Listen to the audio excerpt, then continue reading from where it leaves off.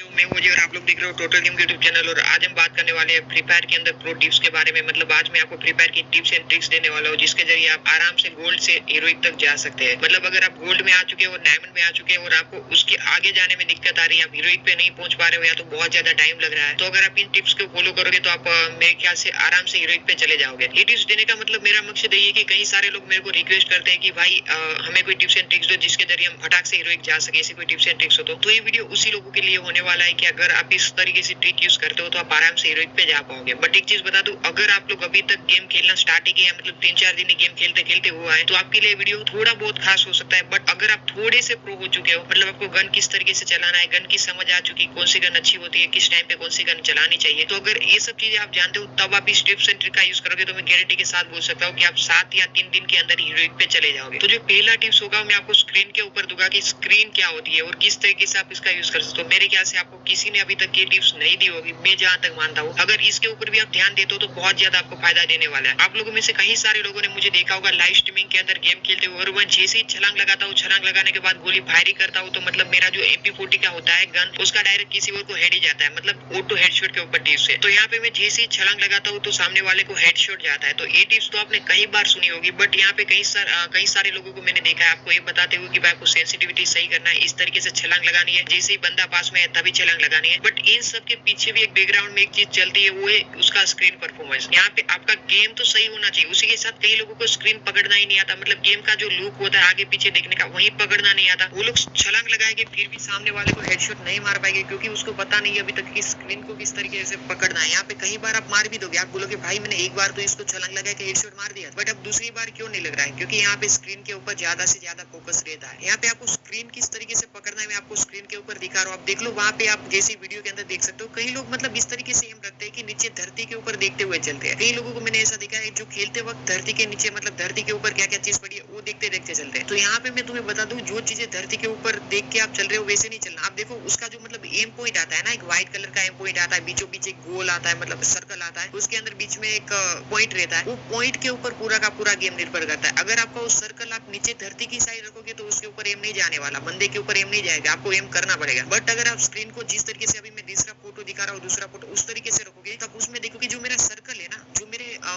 मेरा मुंह है उसके एग्जैक्ट सामने, मेरे मुंह के सामने, मतलब कोई भी बंदा आएगा मेरे सामने ऐसे ही तो डायरेक्ट उसके मुंह के ऊपर वो सर्कल जाएगा, वो पॉइंट के साथ, मतलब वहां पे रेड होगा डायरेक्ट उसके मुंह के ऊपर, और जैसे मैं गोली मारूंगा और छलांग लगाऊंगा उसके मुंह के ऊपर एम जाएगा तो डायरेक्ट उसे हेड लगेगा। तो ये टिप से अगर आप छलांग लगा के हेडशॉट मारना चाहते हो तो अगर आप नीचे रखोगे अपना जो मतलब सर्कल वाला व्हाइट पॉइंट वाला नीचे रखोगे तो आप नहीं मार पाओगे। बट अगर आप परफेक्ट पोजीशन पे उसको रखोगे तो आप आराम से उससे हेड मार पाओगे। मेरी पहली टिप्स है, अगर इसके ऊपर आप मेरे ख्याल से 7 दिन तक वर्क करोगे, 3 से 4 दिन तक, तो मेरे ख्याल से आप आराम से इसको बहुत ही अच्छी तरीके से समझ पाओगे और खेल भी पाओगे। थोड़ा टाइम लगेगा, 3-4 दिन लगेगा, बट अगर प्रैक्टिस करोगे तो ये भी आ जाएगा कि डायरेक्ट आप जैसे गेम के अंदर जाओगे आपका जो एम पॉइंट होगा सर्कल वाला डायरेक्ट किसी के मुंह के पास ही जाएगा। तो ये चीज थोड़े दिन में आपकी कंटिन्यू हो जाएगी। अभी आती है सेकंड टिप्स के बारे में बारी। तो भाई सेकंड टिप्स देने से पहले मैं आप सभी को एक चीज बताना चाहता हूँ कि हम लोग बहुत ज्यादा करीब है 1 मिलियन सब्सक्राइबर के। तो अभी तक हमारी चैनल को आपने सब्सक्राइब करके बेल आइकन नहीं दबाया तो सब्सक्राइब करके बेल आइकन दबा देना। और अभी बहुत सारे प्रॉब्लम आ रही है कि सभी को नोटिफिकेशन मेरी नहीं जा रही है, तो आप लोग ऐसे में क्या कर सकते हो, आपको चेक करना है किस तरीके से मैं बताता हूँ। सबसे पहले जैसे मैं बता रहा हूँ उस तरीके से आपको वीडियो को लाइक करना है, जिस तरीके से मैंने किया। जैसे तुम वीडियो को लाइक करोगे नीचे आप देखोगे एक रेड कलर में सब्सक्राइब बटन रहेगा, उस सब्सक्राइब के बटन को दबाओगे, उसके पास में एक बेल वाला आइकन आएगा, उस बेल वाले आइकन को दबा के आपको ऑल नोटिफिकेशन ऑन रखना है। याद रखना आपको पहला ऑप्शन ऑल नोटिफिकेशन ऑन रखना है, वो आपको दिख भी जाएगा। किस तरीके से करना है मैं आपको स्क्रीन पे दिखा दिया हूँ। अब बारी आती है सेकंड टिप्स के ऊपर। तो सेकंड टिप्स हमारी क्या है मैं परफेक्ट बता देता हूँ। सेकंड टिप्स के अंदर मैं आपको जो चीज बताने जा रहा हूँ वो बहुत ही खास होने वाली है, क्योंकि ये चीज ना लिटरली हर एक प्रो बंदे ने की हुई है। यहाँ पे मैंने भी ये गलती की हुई है जो मैं आपके साथ शेयर करने वाला हूँ। क्योंकि यहाँ पे एक चीज समझो कि क्लॉक टावर एक पॉपुलर जगह है, वहाँ पे हम 4 बंदे उतरे, मतलब स्क्वाड के अंदर आप लोग खेल रहे हो, चारों के चारों एक घर के अंदर उतरे, तो एक बंदा इतना फास्ट लूटने में होगा, तो इतना फास्ट लूट कर लेगा कि क्लॉक टावर के अंदर जितने भी गन होगी ना सभी की सभी वो ले लेगा, मतलब इस घर के अंदर आप जिस घर में उतरे हो। बट अपने टीममेट्स बेचारा उसके पास ना तो कला का पावर है, मतलब ना तो बुक्के में पावर है, फिर भी उसे एक भी गन नहीं देता है और अपना पेट भर के निकल जाता है। तो यहाँ पे मैं एक चीज बताना चाहता हूँ कि तुम करना क्या चाहते हो, ये चीज मेरे को साफ साफ बताओ। क्योंकि ना ये मतलब समझ भी नहीं आता क्यों करते कई सारे लोग। मैंने भी ये चीज की हुई है, बट मैंने एक बार की थी, मैंने सीख लिया। बट कई सारे लोग ऐसी चीज बार बार करते हैं, मतलब जो भी क्लॉक टावर के अंदर एक घर के अंदर तुम उतरे हो, तुम्हारा टीममेट्स तुम्हारे साथ है, ना तो उसके पास बुक्के का पावर है ना कोई चीज है, और तुम दो गन लेके घूम रहे हो। तो यहाँ पे मैं बताना चाहता हूँ कि यहाँ पे ये गलती ना करो। अगर आपको एक पिस्तौल मिल जाता है, उसी के साथ एक MP40 मिल जाता है, तो ये मत सोचो कि पिस्तौल से वो क्या मारेगा आपका टीममेट। जो आपका टीममेट से उसे पिस्तौल दो, तुरंत ही निकाल के दो, भाई मेरे पास एक गन आ चुका है, तू भी मेरे पास से गन ले ले। एक एक गन भी तुम्हारे पास होगा ना, तो तुम्हारे टीममेट्स आपको रिवाइव कर सकते हैं या तो सामने वाले बंदे को मार सकते हैं। बट आपके पास गन है, सभी की सभी जितनी गन मिली सभी आपने लूट रखी है, और सामने वाला बंदा जब आपके ऊपर अटैक करेगा और जब आप डाउन होगे तब आपका टीममेट्स क्या आपको बचाने आएगा? और मान के चलो बचाने भी आया तो वो क्या उसे मार पाएगा? ना तो उसके पास बुक्के वाला पावर है, ना तो उसके पास गन है, तो क्या करेगा? डायरेक्ट उसके सामने मर जाएगा। तो यहाँ पे आपका ही घाटा है। अगर आप अपने स्क्वाड के साथ आए हो और अगर आप टीम वर्क करना चाहते हो, तो टीम वर्क के मामले में ये चीज आपको बहुत ज्यादा ध्यान रखनी पड़ेगी। आपके टीममेट्स को भी गन दो, ये मत समझो कि वो आपका टीममेट नोबड़ा है, उसे भी गन की जरूरत पड़ती है किसी को मारने के लिए। वो बंदा भी कोई पागल इंसान नहीं है कि ऐसे आया वो बुके से मार दिया कला के पावर के बिना। तो ये चीज है, सभी लोग यहाँ टीम में खेल रहे हो तो टीम वर्क करो। इसी वजह से सामने वाले स्क्वाड आपको मार के चले जाते हैं कहीं बार, क्योंकि आप अपने टीम के साथ नहीं रहते या तो आपके टीममेट्स आपके साथ नहीं रहते, इसकी वजह से भी आप लोग मर सकते हो। यहाँ पे अब बारी आती है तीसरे और